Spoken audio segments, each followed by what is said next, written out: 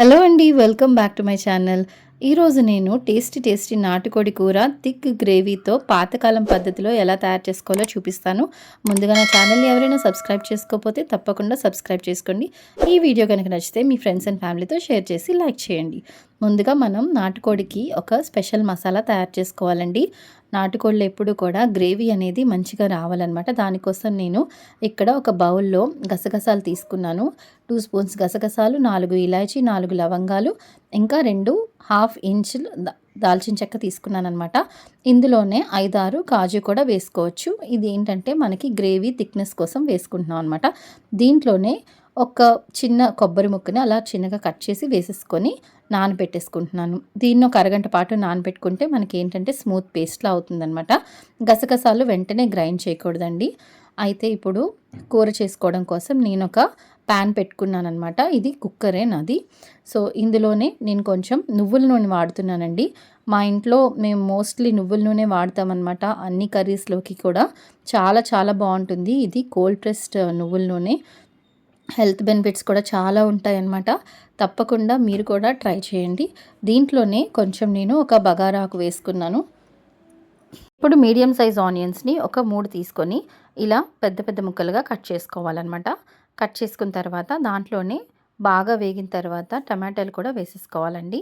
2-3 టమాటాలు వేసుకోవాలన్నమాట. వీటి వల్ల మనకి ఏంటంటే చిక్కటి గ్రేవీ లాగా వస్తుందన్నమాట. ఇవి బాగా వేయించుకున్న తర్వాత ఇందులో ఒక స్పూన్ సాల్ట్ వేసుకోవాలి. ఇప్పుడు మనం ఏంటంటే నాటుకోడిని క్లీన్ చేసుకున్నప్పుడే నేను కొంచెం సాల్ట్ ఇంకా పసుపు వేసి కలిపి పెట్టేశానన్నమాట. అందుకని చెప్పేసి ఇక్కడ నేను చూసుకొని వేసుకుంటున్నాను. ఇప్పుడు దీంట్లోనే ఒక్క స్పూన్ కారం వేసుకున్నాను. ఆల్రెడీ నేను పచ్చిమిర్చి వేశాను కదండీ! ఒక 2-3 వరకు వేశాననమాట. మా ఇంట్లో కారం టేస్ట్ బట్టి. దానికి ఒక స్పూన్ కారం అయితే యాడ్ చేశాను.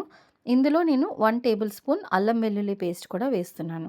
సో, ఇవన్నీ వేసి మనకి టమాటాలు దగ్గరికి మ్యాష్ అయిపోయే వరకు కూడా వేయించుకోవాలనమాట. సో, అల్లం వెల్లుల్లి పేస్ట్ బాగా వేయించాం కదా! ఇది పచ్చి వాసన పోయే వరకు కూడా వేయించి మూత పెట్టేసుకోవాలనమాట. ఇప్పుడు కొంచెం వేగిన తర్వాత ఇందులోనే మనం శుభ్రంగా కడిగి ఉప్పు, పసుపు ముందే రాసి పెట్టుకున్న నాటుకోడిని తీసుకొని ప్యాన్‌లో వేసేసుకోవాలనమాట.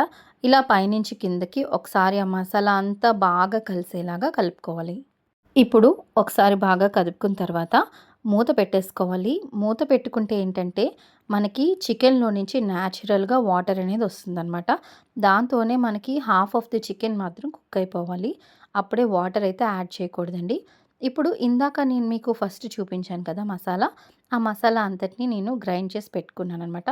ఇలా స్మూత్ పేస్ట్ లాగా అయింది. దీంతో మనకి మంచి గ్రేవీ టెక్స్చర్ అయితే వచ్చేస్తుందండి.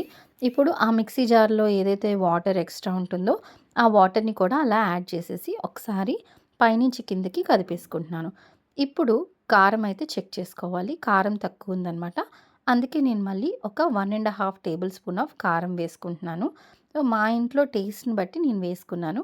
మీ ఇంట్లో కారం ఎక్కువ తినేవాళ్ళుంటే తప్పకుండా కొంచెం యాడ్ చేసుకోవచ్చు.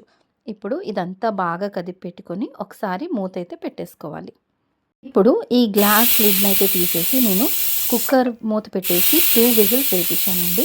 2 విజిల్స్‌కి నాకు చికెన్ అనేది చాలా చక్కగా మెత్తగా ఉడికిపోయిందనమాట. ప్రెషర్ అంతా రిలీజ్ అయిపోయిన తర్వాత చూస్తే చూసారు కదా! ఆయిల్ పైకి తేలుతూ మంచి ఫ్లేవర్ వస్తుంది. మంచి స్మెల్ వస్తుందనమాట నాకైతే. నేను స్మెల్ చూపించలేను వీడియోలో. ఎంత బావుందంటే అంత బావుంది టేస్ట్ అయితే. మీరు కూడా తప్పకుండా ట్రై చేసి ఎలా కుదిరిందనేది నాకు కామెంట్ చేయడం అయితే మాత్రం అస్సలు మర్చిపోకండి. ఇంతేనండి, చాలా సింపుల్ అనమాట.